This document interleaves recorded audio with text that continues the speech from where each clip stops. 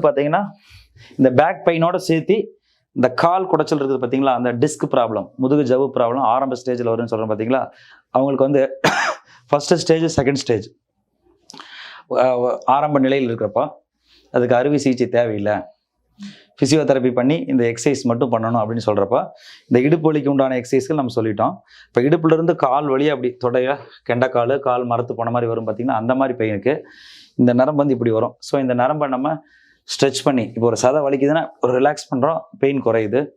அந்த மாதிரி இந்த நர்வ் வந்து இழுக்கிறத குறைக்கணும்னா முடிந்த அளவுக்கு நம்ம படுக்கும்போது எப்போவுமே வந்து முழங்கால் கடியில் தலகாணி வச்சு இப்படி படுக்கிறப்ப இந்த நரம்பு வந்து கால் இப்படி மடங்கி இருக்கிறதுனால இந்த நரம்பு வந்து கொஞ்சம் அப்படியே பெண்ட் ஆகி ஃப்ரீயாக இருக்கும், பெயின் இருக்காது. ஸோ அதே நரம்பை எக்ஸசைஸ் பண்ணுவதன் மூலமாக ஸ்ட்ரெச் பண்ணி ரிலாக்ஸ் பண்ணுறப்ப பெயின் கொஞ்சம் கம்மியாகும். இப்போ வந்து பார்த்தீங்கன்னா இந்த நரம்பு இப்படி நான் காலை மடக்கிறேன், முழங்காலை மடக்கிட்டு இடுப்பை மடக்கிறேன், அப்போ இந்த நரம்பு வந்து இழுக்குதுங்க. டிஸ்க் ப்ராப்ளம் ஆரம்ப ஸ்டேஜில் இருக்கிறவங்களுக்கு கொஞ்சம் பெயின் ஆச்சுன்னா ரிலாக்ஸ் பண்ணிட்டு எவ்வளோ வரைக்கும் பண்ண முடியுமோ அவ்வளோ பண்ணுங்கள். இது உங்களுக்கு ஓகே, பெயின் இல்லை அப்படின்னா நெக்ஸ்ட்டு வந்து முழங்கால் நீட்டுங்க, நேராக மேலே தூக்குங்க. நரம்பு இழுத்து பிடிக்குதா, அப்போ ஹோல்ட் பண்ணிக்கோங்க. பெயின் வந்துச்சுன்னா அந்த பொசிஷனில் ஸ்டாப் பண்ணிக்கோங்க.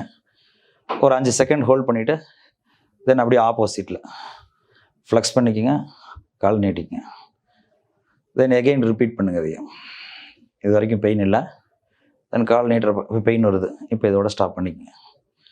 ஸோ ரொம்ப ஃபுல் பெயினே இல்லை, ரொம்பவே கம்ஃபர்டபுளாக இருக்குன்னா ஃபுல் எக்ஸசைஸ் என்னென்னா ஃபுல்லாக ஸ்ட்ரைட்டாக நீட்டணும். அப்புறம் இந்த பாதங்கள் இருக்குது பார்த்தீங்களா, இது மேலே தூக்கணும். அப்போ வந்து எனக்கு இப்போ ப்ராப்ளம்ஸ் எதுவும் இல்லை, பட் எனக்கு அந்த பெயின் இழுக்கிற மாதிரி தெரியுது. ஸோ அங்கே நான் ஸ்டாப் பண்ணிக்கிறேன்.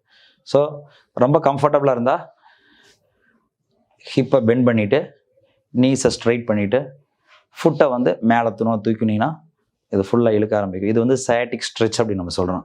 இந்த சயாட்டிக் ஸ்ட்ரெச் நம்ம பண்ணுறதுனால என்ன அட்வான்டேஜ் அப்படின்னா, இந்த நரம்புகள் வந்து ஆல்ரெடி அந்த இடத்துல அழுத்தம் ஆகிருக்கும். இதை நம்ம ஸ்ட்ரெச் பண்ணுவதன் மூலமாக அடிக்கடி அழுத்தமாகி தொந்தரவு அதிகமாக வராமல் இதில் வந்து தவிர்க்க முடியும். இது முக்கியமான விஷயம். ரொம்ப நரம்பு அழுத்தமாகி வலி அதிகமாக இருக்கிறவங்க கண்டிப்பாக இதை பண்ண வேண்டாம். ஓரளவுக்கு பெயின் அப்பப்போ எனக்கு லைட்டாக வருது அப்படிங்கிறவங்க இதை பண்ணால் ரொம்ப யூஸ்ஃபுல்லாக இருக்கும்.